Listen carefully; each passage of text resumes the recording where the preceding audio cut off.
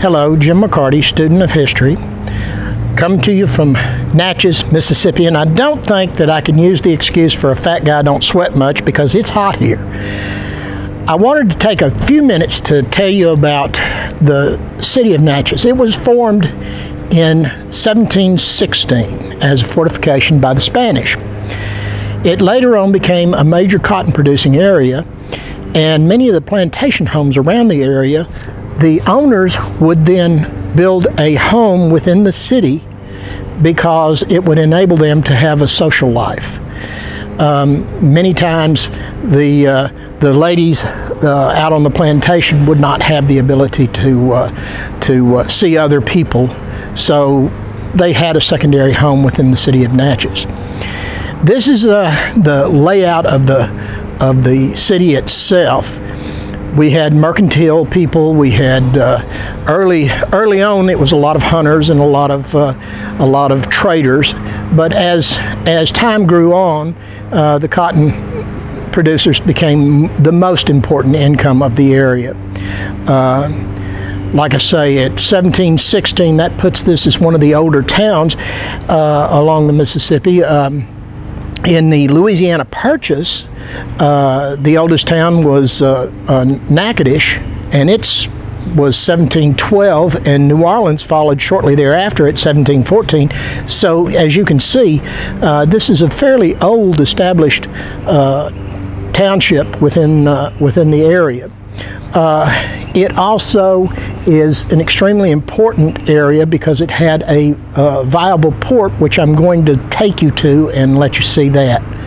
For right now, thank you.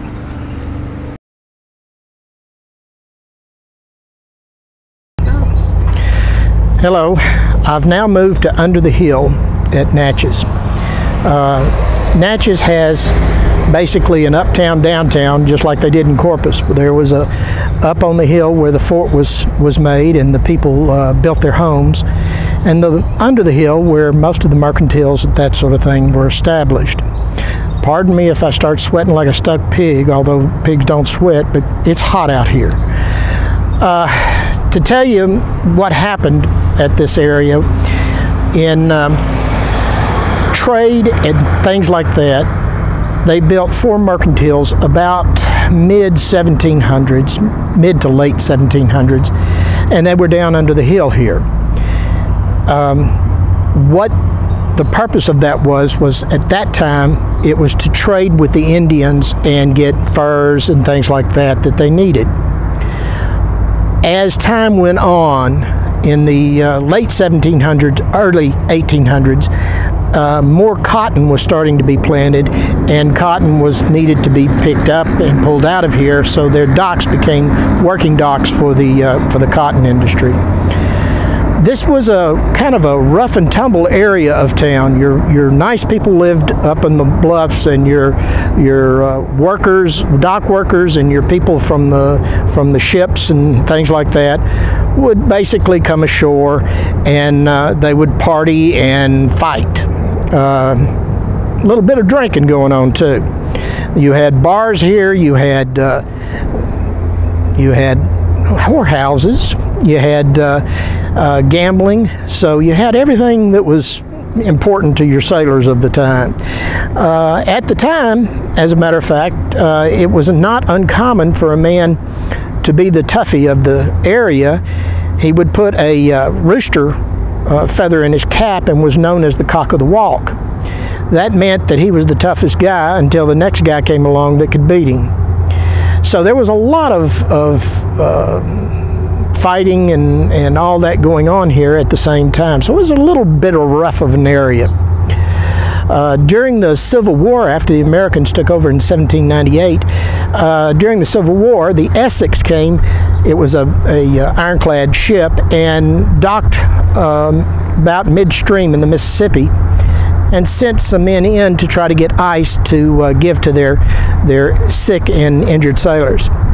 The town people misinterpreted that, and they had already surrendered the town, but they thought they were about to be bombarded, so they took up their rifles, about 200 or 300 of them, and started shooting at the ship. The ship got angry because one of their men was hit, so they started firing back, and they demolished a good portion of under the hill with their guns. One of their 32-pounders blew up on the ship, and so they were pulled out for a while and came back and retook the town. This part of town has been given a bad rep by the old days, but nowadays it's got some really good restaurants and some nice places to visit, as well as up the hill. Tourism here is excellent. The food and accommodations here are excellent. I highly recommend anyone that can do so. You have many antebellum homes that are absolutely stunningly beautiful.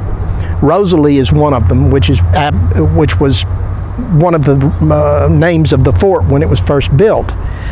The Natchez Indians, in 1829, November 28, 1829, the Natchez Indians, when they attacked the fort, they wiped out about 200, 300 of the citizens, took another 200 or 300 prisoner until the soldiers came back and fought the tribe and forced the tribe out of their tribal grounds. You'll find more Natchez now living with the Cherokee and the Creek Indians up in Oklahoma.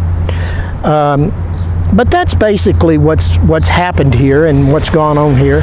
It gives you an idea of the area. I highly recommend that if you get a time or a chance to get along in the Natchez Trace, you can find out how people lived and how they worked and suffered in the days of 1700 to today. So I highly recommend it. Please view my other videos and leave your comments. Thank you.